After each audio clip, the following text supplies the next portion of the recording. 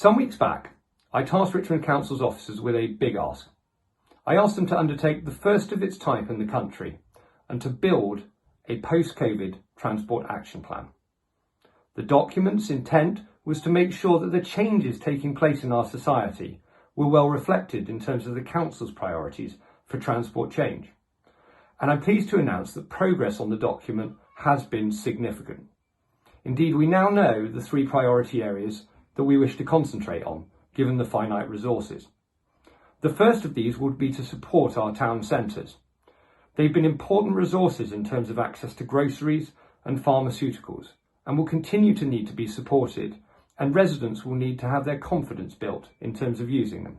So we will prioritise measures that support pedestrian social distancing.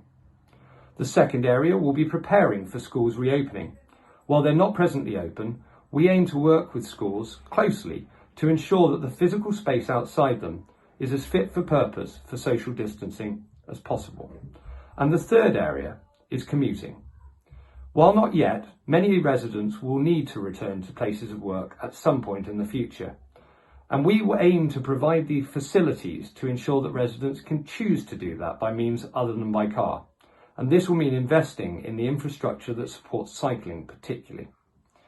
What I'm pleased to announce is that despite the fact that our action plan is not yet complete, this doesn't stop us getting on with measures. And today I can announce that we are about to begin the deployment of the very first set of these. The first set of these will be deployed between Richmond and East Twickenham. Measures for one-way walking on Richmond footbridge, a reclaiming of the carriageway turned over to additional footway space in Richmond Town Centre and in East Twickenham, all aim to make the space safer and more comfortable for residents. We will then turn our attention to future areas across the borough. Please do share your thoughts on these and other initiatives, and I hope that you feel that the Council are prioritising the right areas for action.